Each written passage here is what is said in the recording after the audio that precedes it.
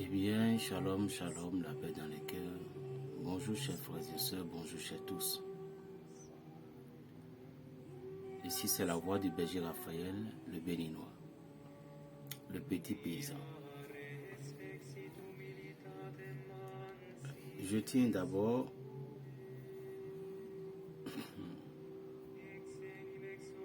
à remercier la sœur canadienne qui m'a posé la question par rapport à ce que j'ai dit pour la construction de, je ne peux pas dire mon église, de notre église.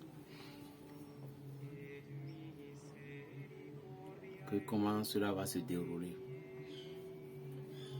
Je suis vraiment content que au moins quelqu'un directement a pu agir. L'église de Dieu est très important à être construite. Donc la sœur, ce que j'ai dit, comme les temps sont bons pour tout le monde, la raison pour laquelle j'ai dit à partir du mois de janvier. Sinon, l'œuvre de Dieu, nous on n'a pas de délai à donner à Dieu. Et puisque moi-même je n'avais pas la puissance de le faire réellement, et c'est seulement la parole que Dieu m'a donnée,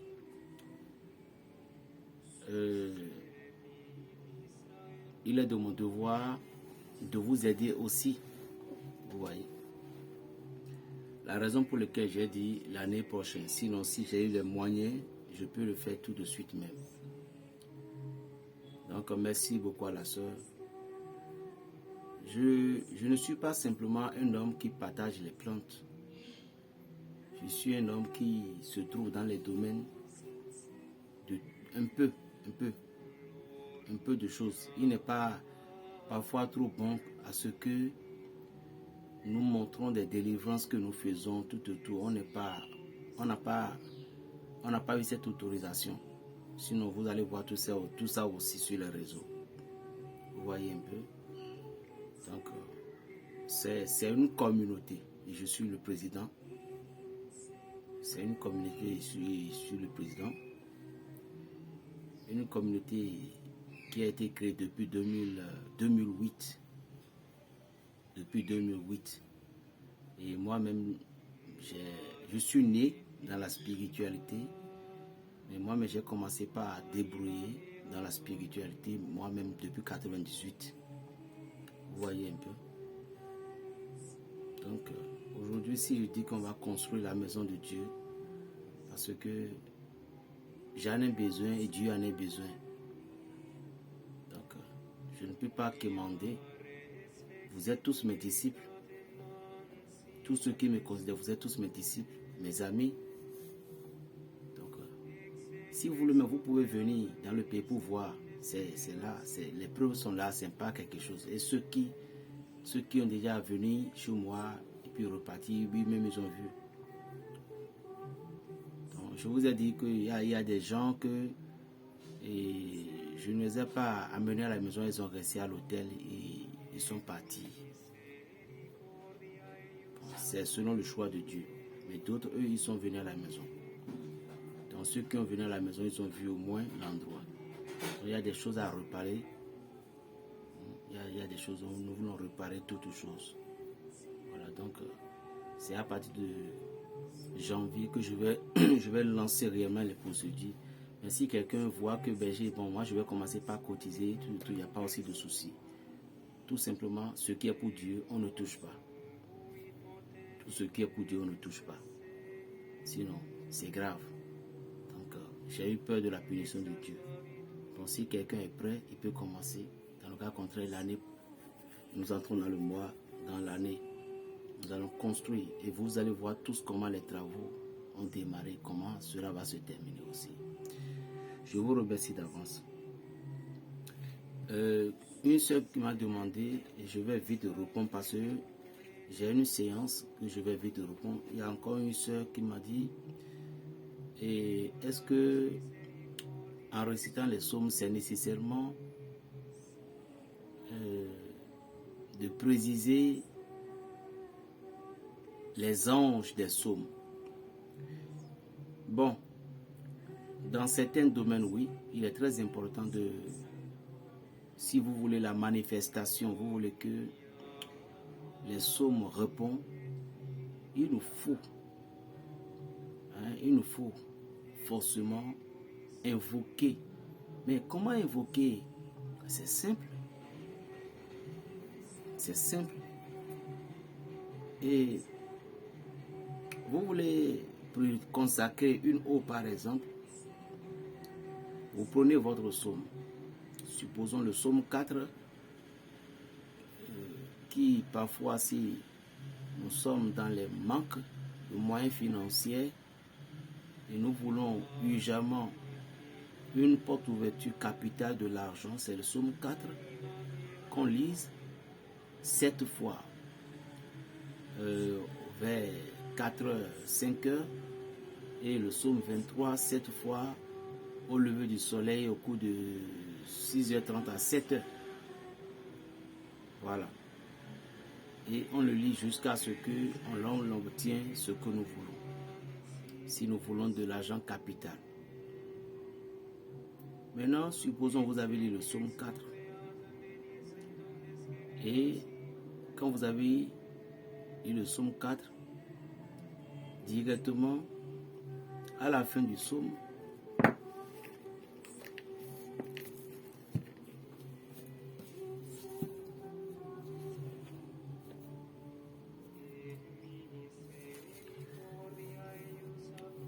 quand j'appelle et réponds, ma Dieu, ma justice, dans la détresse, tu m'as la soulagé, pas pitié, écoute ma prière.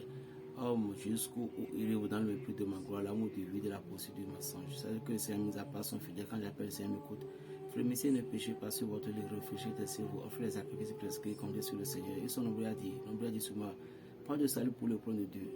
Mais toi, Dieu Tout-Puissant, tu es ma forteresse, ma gloire, ma lumière.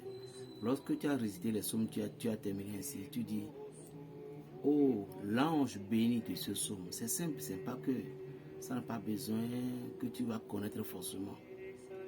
Chaque jour avec ses psaumes, avec son ange. Bien sûr, mais qui va te donner tout? Tu ne peux pas avoir certaines choses tant que tu n'as pas payé des prix. C'est ce que les gens ne comprennent pas. Avant d'entrer dans certaines dimensions, il y a des prix à poser. Avant que Abraham ne soit le père de la nation, le père spirituel de tous les croyants, il a risqué la vie de son fils.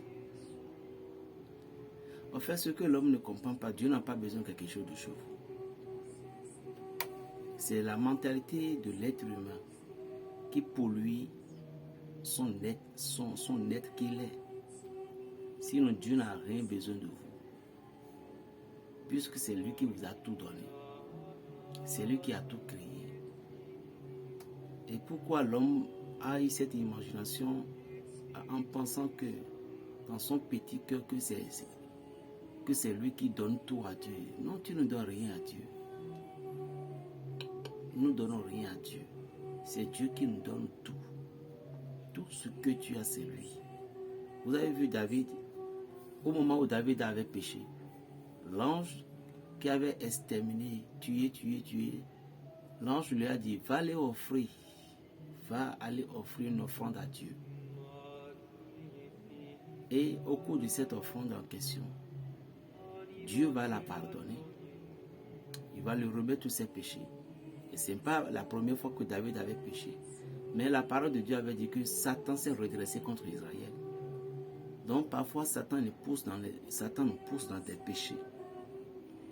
Et Dieu, pour se réconcilier avec nous, il exige parfois des sacrifices. Donc vous ne pouvez rien obtenir dans la vie.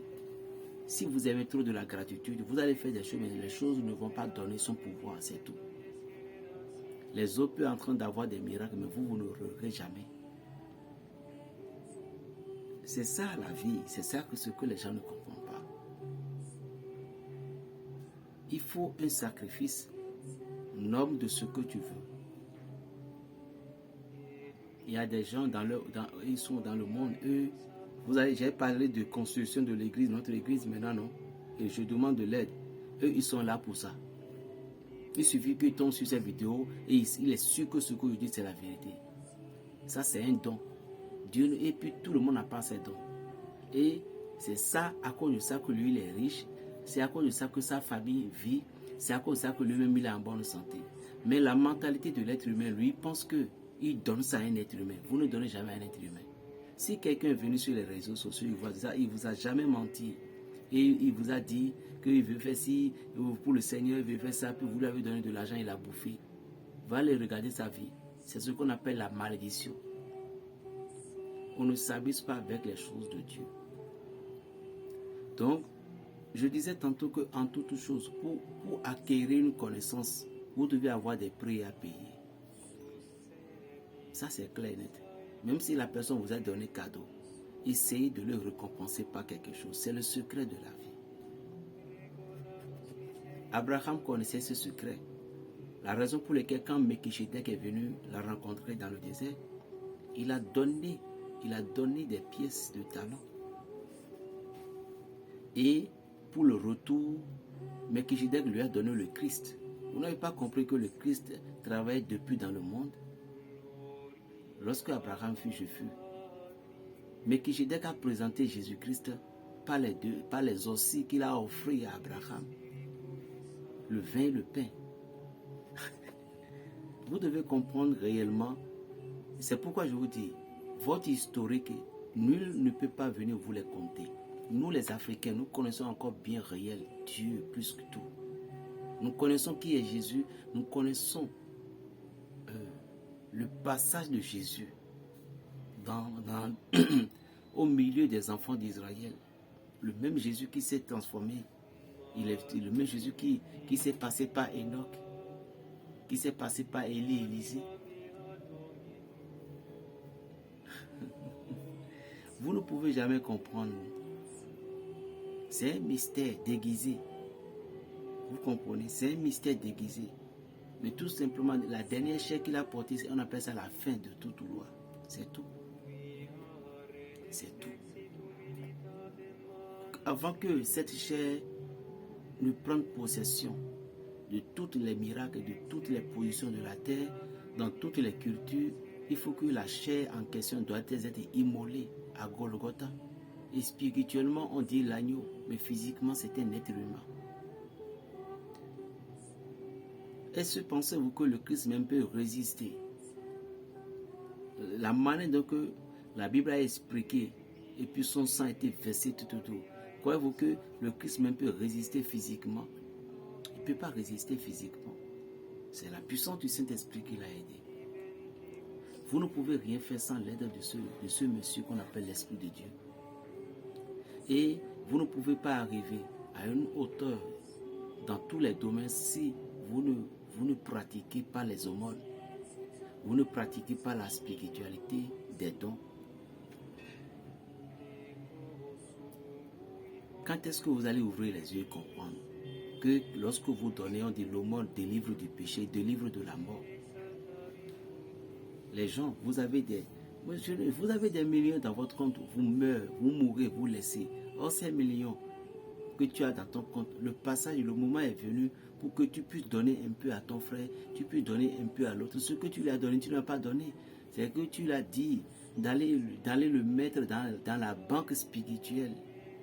Au moment dont tu vas quitter la terre, tu dois aller utiliser ça. Il y a une dame qui est tellement riche.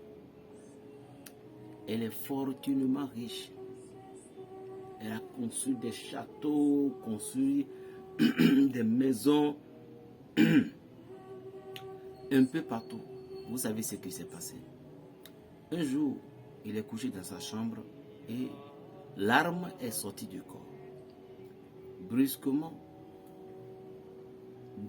je t'ai dit, il s'est retrouvé devant Saint-Michel. Et l'ange l'a dit, suis-moi. Elle est étonnée. Elle a suivi l'ange. Elle marchait. Ils ont vu des maisons, des villas, des beaux villas, des maisons suite de suite. Ils ont vu des lieux sacrés, pleins de beauté. Mais tout ceci, l'ange ne lui dit rien. Mais il disait à l'ange, mais nous allons où? L'ange dit, suis-moi. Ils ont laissé les villas, les étages, tout autour, mais ils ont commencé par voir les petites maisons. Petites maisons passées, on commence par voir les maisons des bambous. Les maisons construites avec bambou. Et ils ont laissé toutes ces choses-là. Et ils étaient dans une caravane de côté où, même si tu es couché, on va te voir. C'est de là l'ange l'a dit, vois, c'est là que tu vas rester. Il dit, mais j'ai construit des châteaux à Paris, j'ai construit des maisons. L'ange dit, mais tu as construit là-bas, tu n'as pas construit ici. Tu n'as pas construit ici. Et elle commence pas à pleurer.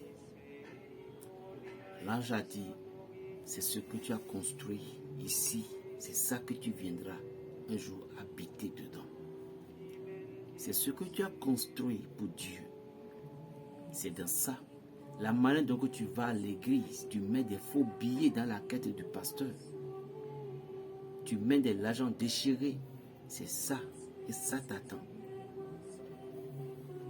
On m'appelle Berger Raphaël, le béninois. Écoute-moi bien. J'ai déjà distribué les vidéos du 1er novembre. Ne rate pas ça, sinon tu vas regretter. Plus 229, le 95, 26, 41, 46. La paix dans les cœurs, Berger Raphaël, le béninois.